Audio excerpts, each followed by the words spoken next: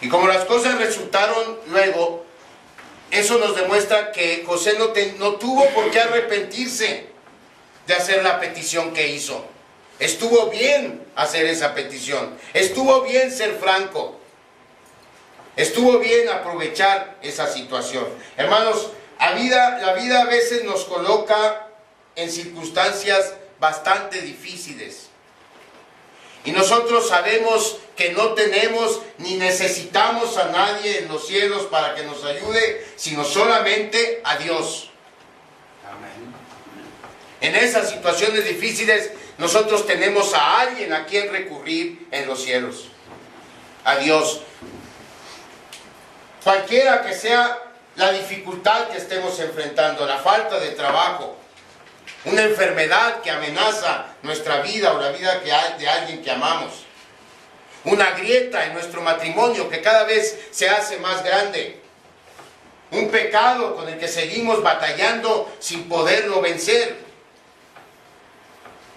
Y en esas situaciones debemos ir a Dios con franqueza. Si sabemos que tenemos a Dios en el cielo, si sabemos que tenemos a Dios de nuestra parte, en esa situación difícil, pues tenemos que ir a Él y hablarle con franqueza, manifestarle nuestros miedos, nuestras angustias, incluso, fíjese, nuestro coraje.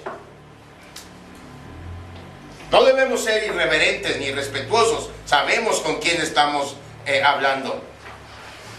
Pero está bien que le diga: Señor, yo no entiendo por qué está pasando esto.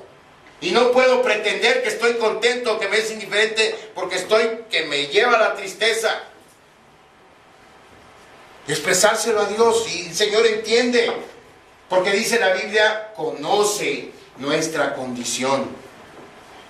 Se acuerda de que somos polvo.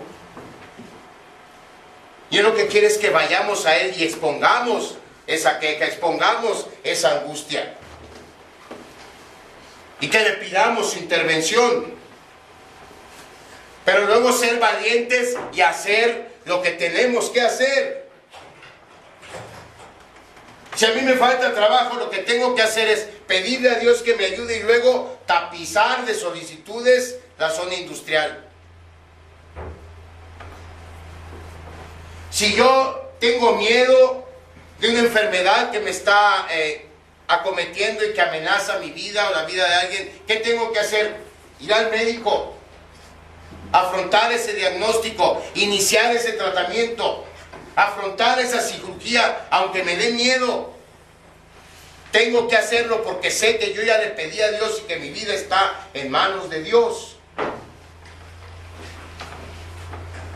Si yo tengo problemas con mi esposa, lo que tengo que hacer es pedirle a Dios que me ayude y luego tomar la mano de mi esposa y acordarme y que ella se acuerde por qué se enamoró de mí y por qué yo me enamoré de ella y por qué hicimos ese pacto matrimonial delante de Dios en primer lugar. Tenemos que hacerlo. No basta con pedirle a Dios. Eso es ser franco, qué bueno. Y luego hay que ser valiente. Tenemos que resistir al diablo. Tenemos que resistir sus mentiras para poder dejar de pecar. La franqueza y la valentía son cualidades que nuestro Dios no solamente espera de nosotros como hijos suyos, pero son cualidades que Él recompensa también. ¿Qué dice Josué 1:9? Esfuérzate, sé valiente, no temas, no desmayes. Porque yo soy Jehová tu Dios. Y yo estaré contigo a donde quiera que vayas. Solamente que te esfuerces y seas valiente. Pablo en 1 Corintios capítulo 16 le dice a la iglesia de Corinto: estén alerta, permanezcan firmes en la fe. Y luego les dice: sean valientes. Hagan todo con amor. José no se detuvo. José le dijo al copero: no te olvides de mí. Y hace perfecto sentido esta petición. Es congruente con el carácter y con la persona y con la conducta de José. Él fue fiel siempre en prisión. Él estuvo listo en prisión todo el tiempo y él fue franco y fue valiente en la prisión. ¿Qué debemos hacer entonces mientras esperamos la respuesta de Dios? Ser fieles, estar listos y ser francos y ser valientes. Si vamos al versículo 23, ese versículo nos dice cómo termina este episodio en la vida de José. Sin embargo, el jefe de los coperos del faraón se olvidó de José por completo y nunca más volvió a pensar en él. Qué triste, ¿no? Después de todo, el copero se olvidó de José. Pues si somos sinceros, eso pasa todo el tiempo, hermanos. Todos hacemos promesas que no cumplimos. Hacemos propósitos que sabemos que no vamos a lograr.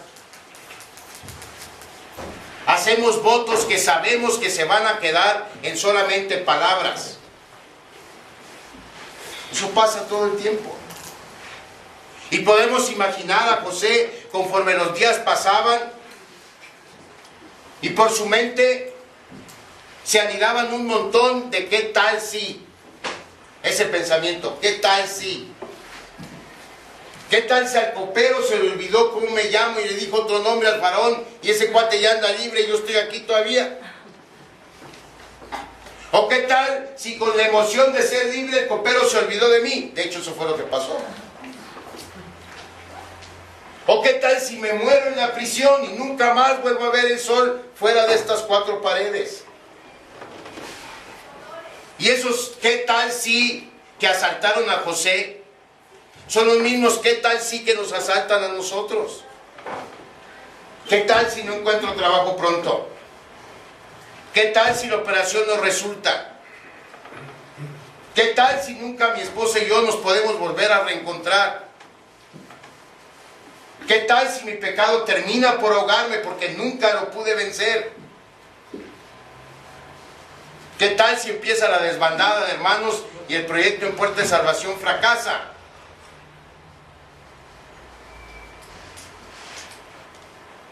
Pongámonos en los zapatos, o bueno, en las sandalias de José.